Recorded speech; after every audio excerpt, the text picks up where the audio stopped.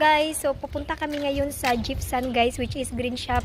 Malapit lang dito sa bahay namin kasi magluluto ako ng ano siya guys. Hindi ko alam kung ano ang pangalan niya guys, pero lalagyan ko siya ng coconut guys, Coco Mama, yung tawag na product na yun. Tapos lalagyan ko ng ano, chili, onion, garlic at iba pa kasi matagal na hindi ako nakakaluto ng ganyan and my husband wants to eat something.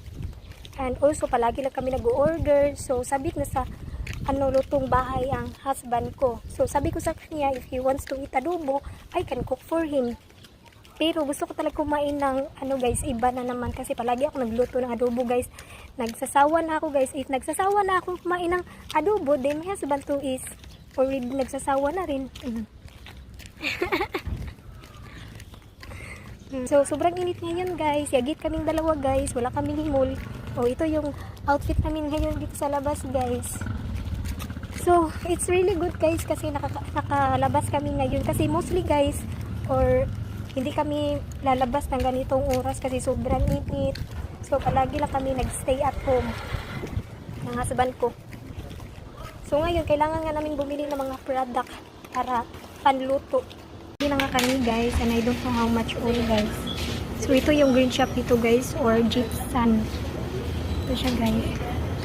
So, malait lang yung store nila dito, pero marami silang mga tinda dito guys na very important talaga. Mga lutong pambahay, tsaka chips, biscuit, at iba pa. You can buy what you need here.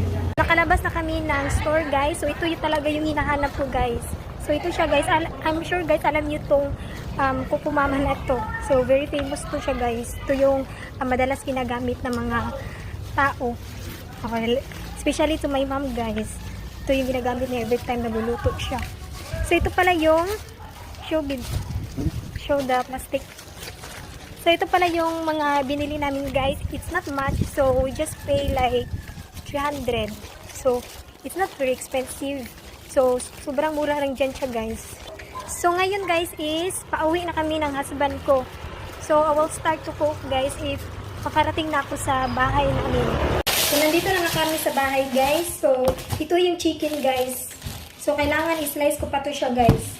And then, ito yung pala yung nabili namin na bread. So, isa lang yung binili ko guys para hindi siya mag-mold or paano siya. So, napabili rin ako nito guys. Ito siya is ready recipes afritado sauce. And onion guys.